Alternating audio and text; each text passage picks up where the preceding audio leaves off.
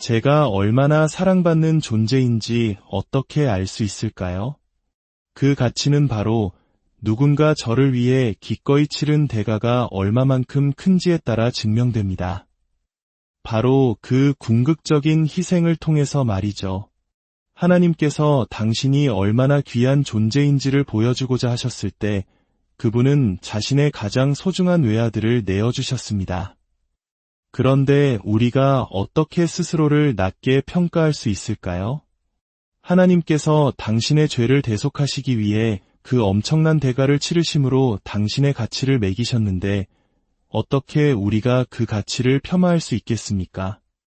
우리는 역사 속 중요한 날들을 기념하며 자유의 소중함을 되새기곤 합니다. 가족과 친구들이 모여 맛있는 음식을 나누고 즐거운 시간을 보내며 우리가 누리는 평화와 자유에 감사하는 시간을 갖습니다. 특히 우리 대한민국 국민들에게 자유라는 단어는 아마 더욱 특별한 의미로 다가올 것입니다. 일제강점기의 뼈아픈 시련과 수많은 독립운동가들의 희생이 있었기에 지금의 우리가 있기 때문입니다. 하지만 우리는 기억해야 합니다. 우리가 오늘 기념하는 이 자유가 처음부터 모든 이에게 동등하게 주어지지는 않았다는 사실을 말입니다. 누군가는 다른 이들보다 수백 년을 더 기다려야만 했습니다. 우리는 그들이 겪어야 했던 고난과 인내의 시간을 이해하고 그들의 자유 또한 함께 축하할 수 있어야 합니다. 모든 이의 자유가 같은 날 찾아오지 않았다는 사실을 인정하는 것이 우리가 이룩한 역사의 위대함을 깎아내리는 것이 아닙니다. 오히려 그것은 더 깊은 정직함으로 나아가는 길입니다. 우리는 때로 모든 것이 깔끔하고 아름답게 포장된 이야기만을 좋아하려는 경향이 있습니다. 하지만 현실은 그렇지 않습니다. 마틴 루터 킹 목사의 말처럼 우리 모두가 자유로워지기 전까지는 아무도 진정으로 자유로운 것이 아닙니다. 진정한 자유는 그 후에야 비로소 찾아옵니다. 고통은 결코 낭비되어서는 안 됩니다. 왜냐하면 자유는 언제나 피비린내 나는 희생의 산물이기 때문입니다. 자유는 핏빛으로 물든 대가입니다. 여성들이 투표권을 얻기까지의 과정도 피비린내 나는 투쟁이었습니다.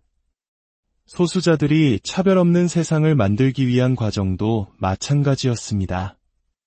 역사 속에서 억압받던 민족이 독립을 쟁취하는 과정 또한 수많은 전쟁과 고통, 투쟁으로 얼룩진 피의 역사였습니다. 그리고 제 죄로부터의 자유 역시 피비린내 나는 희생의 결과였습니다. 그리스도께서 저를 위해 십자가에 달려 피 흘리지 않으셨다면 저를 구속할 방법은 어디에도 없었습니다. 그렇습니다. 자유는 언제나 핏빛의 대가를 요구합니다. 하나님께서는 우리를 구속하십니다. 으깨어지는 것이 끝이 아니기 때문입니다. 예수님께서 십자가로 향하신 것은 짓밟히고 으깨어지는 것이 결코 끝이 아님을 보여주시기 위함이었습니다. 만약 당신이 진정으로 자유를 원한다면 그 대가를 치를 각오가 되어 있어야 합니다. 자유는 결코 할인 판매되지 않으며 어느 누구도 거저주지 않습니다. 당신은 자유를 위해 행진하고 싸우고 외치고 일해야 하며 때로는 나무에 못 박히는 고통까지도 감수해야 합니다. 자유는 언제나 피비린내 나는 희생의 산물입니다. 그 고통의 과정이 너무나 아플 때 당신의 모든 고통을 주님께 맡기십시오. 그분께서 당신을 인도하실 것임을 믿으십시오. 과거 인권 운동 지도자 중 한 분은 행진을 할 때 노래를 불러야 한다고 말했습니다. 물대포와 사나운 개들 앞에서 노래를 부른다는 것은 참으로 모순적으로 들립니다. 하지만 그 노래가 고통의 무게를 견디게 하는 힘이 되어줍니다. 우리가 자유를 위해 대가를 치를 때 하나님께서는 그 노래처럼 우리를 위로하십니다. 이제는 고통받는 이들을 찾아 나서야 합니다. 제가 젊었을 적 겪었던 일이 생각납니다. 어느 날 차를 몰아 언덕을 넘어가고 있었는데 길가에 교통사고를 당한 한 남자가 쓰러져 있었습니다. 차창에는 피가 낭자했습니다. 저는 급히 차를 세우고 그에게 달려가 물었습니다. 경찰을 부를까요? 그러자 그 남자가 말했습니다. 아니요, 구급차를 불러주세요. 그 순간 저는 제가 얼마나 어리석었는지 깨달았습니다. 그는 누구의 잘못인지를 따지는 것에는 아무런 관심이 없었습니다. 그는 그저 낫고 싶었을 뿐입니다. 때때로 우리는 누가 옳고 그른지를 따지는데 너무나 많은 에너지를 쏟습니다. 그래서 정작 구급차가 필요한 순간에 경찰을 부르곤 합니다. 하지만 누가 옳은지, 누가 틀렸는지는 중요하지 않습니다. 중요한 것은 우리가 함께 회복하는 것입니다. 우리가 살아남는 것입니다. 우리가 역경을 극복하는 것입니다. 이것이 바로 우리가 우리 아이들을 학교에 보내고 미래 세대를 교육하는 이유입니다. 우리가 지금 키워내는 아이들이 훗날 늙은 우리를 돌볼 의사가 되고 이 사회를 이끌어갈 지도자가 될 것이기 때문입니다. 당신이 만약 끔찍한 사고를 당해 길에 쓰러져 있다고 상상해 보십시오. 구급차가 도착하고 구급대원이 달려옵니다. 당신은 그 구급대원의 인종이나 출신 국가를 신경 쓸까요? 그의 이름을 제대로 발음할 수 있는지, 그가 남자인지 여자인지를 따질까요? 아닐 겁니다.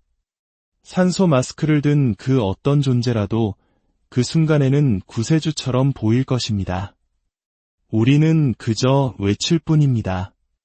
제발 여기에 산소 마스크를 씌워주세요. 사람들을 섣불리 판단하지 마십시오. 당신을 도우러 온 사람을 당신의 기준으로 평가하지 마십시오. 당신을 위한 도움은 전혀 예상치 못한 곳에서 올 수 있기 때문입니다. 하나님께서는 당신이 기대하지 않았던 모습으로 당신의 도움을 보내실 수 있습니다. 예수님께서 선한 사마리아인의 비유를 말씀하신 이유가 바로 여기에 있습니다. 예수님께서는 율법에 얽매인 바리새인들과 사두개인들에게 깨달음을 주고자 하셨습니다.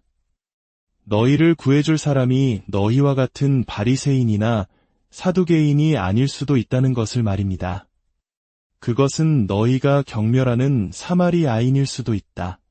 당시 유대인들은 사마리아인들을 경멸하고 상종조차 하지 않았습니다.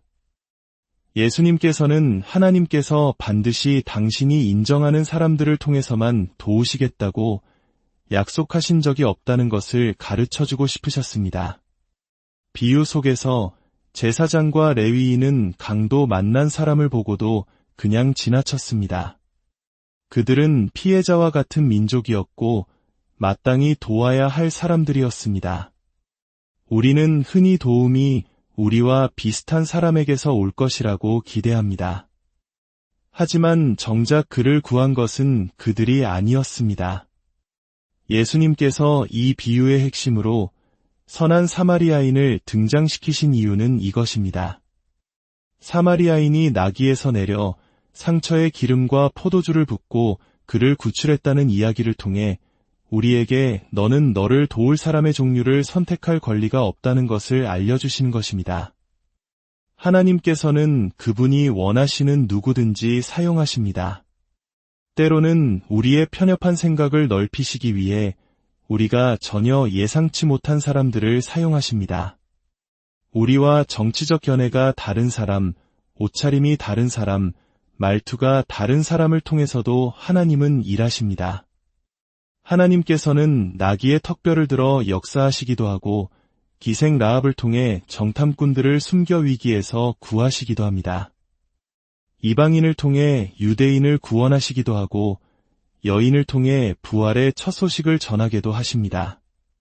하나님은 당신의 신학에 동의하지 않는 사람을 통해서도 일하실 수 있습니다.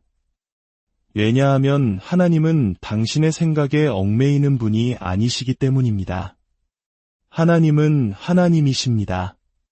결국 우리 모두를 하나로 묶는 공통점은 우리 모두가 고통받고 슬퍼하며 배고파하고 지치고 실망을 마주한다는 사실입니다. 우리 모두가 고통받고 으깨어지는 경험을 하며 예수님께서 우리 모두를 위해 돌아가셨다면 우리는 이 길을 함께 걸어갈 수 없겠습니까? 예수님께서 최후의 만찬에서 잔의 포도주를 따라 제자들에게 건네시며 말씀하셨습니다. 받아 마시라. 그런데 그분은 그것이 포도주라고 말씀하지 않으셨습니다. 이것은 내 피니라. 그래도 마시겠습니까? 빵을 떼어주시며 말씀하셨습니다. 이것은 내 몸이니라. 그래도 먹겠습니까? 그분은 잔을 건네시며 말씀하셨습니다. 새 언약은 그의 피 안에 있느니라. 하나님께서는 구원의 계획에 언제나 피를 포함시키셨습니다. 창세기에서 아담이 타락하여 스스로 해결할 수 없는 딜레마에 빠졌을 때 그는 자신의 잘못을 가리기 위해 무화과 나뭇잎으로 옷을 만들어 입었습니다. 마치 우리가 하나님 없이 스스로의 문제를 해결할 수 있는 것처럼 말입니다. 성경은 그가 무화과 나뭇잎으로 몸을 가리고 나무들 사이에 숨었다고 기록합니다. 그러나 예수님께서는 그를 나무들 사이에서 불러내셨습니다. 무화과 나뭇잎에서 그를 불러내셨습니다. 왜냐하면 나무에도 나뭇잎에도 그를 구속할 피가 없다는 것을 아셨기 때문입니다. 그 어떤 식물도 피를 흘릴 수 없습니다. 주님은 말씀하십니다. 여기 서서 기다리라. 구원받는데 어떤 대가가 필요한지 보여주겠다. 그리고 주님께서는 동산에서 죄 없는 동물을 찾으셨습니다. 그 순결한 동물이 구속의 자격을 가질 수 있었던 이유는 그 혈관 속에 구원의 대가인 피가 흐르고 있었기 때문입니다. 그 동물은 아담이 살 수 있도록 자신의 피를 쏟았습니다. 예수님께서는 제단사가 되어 아담을 위해 인류 최초의 가죽 옷을 지어 입히셨습니다. 피 묻은 가죽 옷을 입고 다리 사이로 피를 흘리며 서 있는 아담은 자신이 이제 누리는 생명이 오직 동물의 피 덕분임을 깨닫게 됩니다. 이것이 바로 하나님께서 인류와의 기나긴 대화의 서막에서 피로 우리를 구속하시는 방법을 처음으로 보여주신 장면입니다. 피 흘림이 없이는 죄 사함도 없기 때문입니다.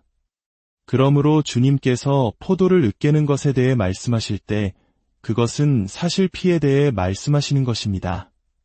그분에게 포도주는 피요, 피는 곧 포도주이기 때문입니다. 그의 아들들이 태어나 아버지를 모방하려 했습니다.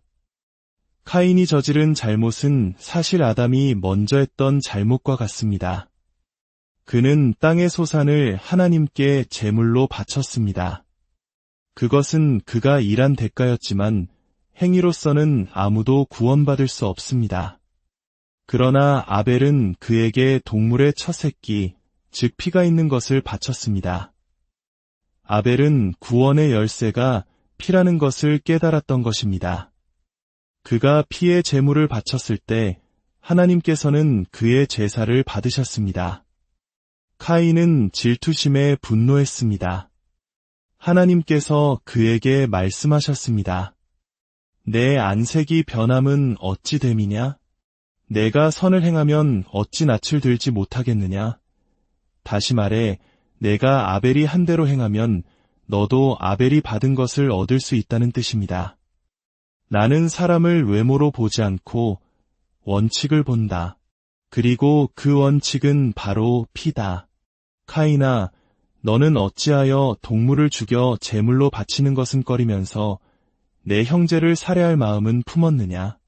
우리는 왜 쉬운 길을 버리고 어려운 길을 택하는 걸까요?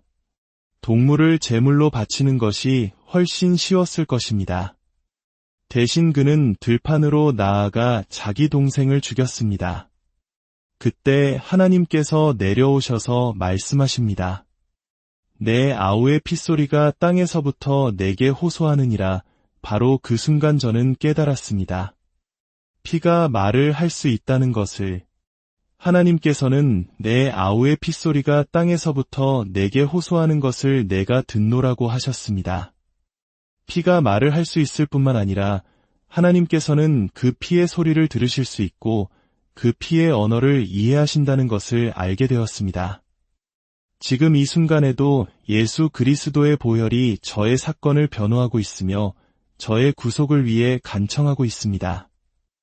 하나님께서는 죽어 마땅한 저에게 생명을 주시라고 예치는 아들의 피의 외침을 들으십니다. 지옥이 저를 삼키려고 입을 벌렸을 때 예수님의 피가 저를 위해 입을 열어 저의 구원을 요구하셨습니다.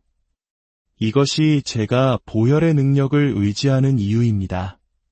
성찬식에서 잔을 들어 올릴 때마다 저는 포도주스를 드는 것이 아닙니다.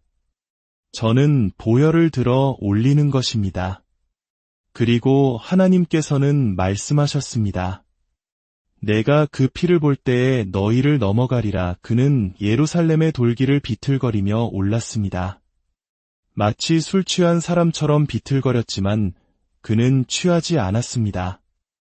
혼자 지기에는 너무나 무거운 십자가의 무게에 짓눌려 있었기 때문입니다. 그러나 그 십자가를 무겁게 한 것은 나무의 무게가 아니라 바로 우리 모두의 죄의 무게였습니다. 만약 구레네 사람 시몬이 없었다면 그는 그 사명을 완수하지 못했을지도 모릅니다. 만약 그가 겟세마네 동산에서 예라고 대답하지 않으셨다면, 만약 그가 사자가 아닌 어린 양이 되어 스스로를 낮추지 않으셨다면, 만약 그가 자신을 공격하는 자들에게 복수하려 하셨다면 그는 결코 자신의 사명을 완수하지 못했을 것입니다. 그러나 순결한 어린 양의 겸손함으로 예수님께서는 죽기까지 순종하셨으니 곧 십자가에 달려 죽으셨습니다. 그는 고개를 떨구셨습니다. 그리고 그의 신부를 위해 그는 죽으셨습니다. 첫사람 아담과 마지막 사람 아담 사이에는 얼마나 충격적인 대조가 있는지요.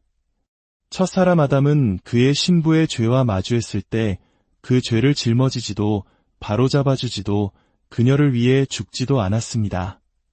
그는 그녀의 죄에 동참하여 그녀와 함께 죽었습니다. 그래서 아담은 그의 신부와 함께 죽었고 예수님은 그의 신부를 위해 죽으셨습니다. 그가 신부를 위해 죽으심으로 저주가 깨어졌습니다. 사람이 친구를 위하여 자기 목숨을 버리면 이보다 더 큰 사랑이 없나니. 할렐루야. 사랑에 대한 의무는 더 이상 없습니다. 당신이 목숨을 버렸다면 나는 사랑받는 것입니다. 당신은 사랑받습니다. 우리는 사랑받습니다. 우리 자녀들도 사랑받습니다. 제가 어떻게 사랑받는다는 것을 아냐고요? 당신이 저를 위해 기꺼이 치른 대가를 통해 합니다. 그 궁극적인 희생을 통해서 말입니다. 하나님께서 당신의 가치를 보여주시기 위해 가장 소중한 독생자 아들을 내어주셨습니다. 그런데 어떻게 우리가 낮은 자존감을 가질 수 있겠습니까? 그분이 당신을 구속하기 위해 치른 값을 통해 당신을 귀하게 여기셨는데 어떻게 스스로를 무가치하게 여길 수 있겠습니까? 하나님께서는 아담의 옆구리에서 하와를 만드셨습니다. 그리고 예수님의 옆구리에서 교회를 탄생시키셨습니다. 로마 병사가 그의 옆구리를 창으로 찔렀을 때 그의 옆구리에서 피와 물이 쏟아져 나왔습니다. 새 언약은 그의 피 안에 있었습니다. 그것은 바로 당신과 여기 있는 우리 모두였습니다. 하와가 아담의 옆구리에서 나왔듯이 교회는 예수님의 옆구리에서 나왔습니다. 하나님에 의해 태어난다는 것보다 더 친밀한 관계가 어디 있겠습니까? 인류 최초의 출생은 남자에 의해 이루어졌습니다. 아담이 하와를 낳았고 하와는 카인과 아벨과 셋을 낳았습니다. 세상은 그렇게 시작되었습니다. 그리고 하나님께서 모든 것을 다시 시작하실 준비가 되셨을 때 그분은 예수님을 산고 속으로 이끄셨습니다. 그리고 그 산고 속에서 그분은 예수님 안에서 우리를 꺼내셨습니다. 할렐루야. 우리가 그리스도의 신부가 되게 하기 위함이었습니다. 그것이 사실이었음을 저는 압니다. 그가 죽으셨을 때 성전의 휘장이 위에서 아래까지 찢어졌기 때문입니다. 마치 아기가 태어날 때 어머니의 몸에서 생명의 문이 열리듯 성전의 휘장이 찢어진 것은 하나님께로 나아가는 새로운 길이 열렸음을 알리는 신호였습니다. 그의 옆구리에서 나온 물은 양수가 터진 것과 같았습니다. 그리고 양수가 터졌을 때 교회가 탄생했고 복음의 메시지가 시작되었습니다. 열매를 맺기 위해서는 고통이 따릅니다. 열매가 으깨어지는 고통을 견디지 못하면 결코 향기로운 포도주를 얻을 수 없습니다. 다 이루었다. 오늘 이 말씀을 통해 우리 각자를 향한 하나님의 놀라운 사랑과 그 희생의 깊이를 다시 한번 깨닫는 귀한 시간이 되셨기를 바랍니다. 여러분의 삶에 주님의 은혜와 평강이 늘 함께 하시기를 기도합니다. 이 말씀이 여러분의 마음에 깊은 울림을 주었다면 주님의 은혜를 나누는 마음으로 다른 이들에게도 이 이야기를 공유해 주십시오. 당신의 나눔을 통해 더 많은 영혼이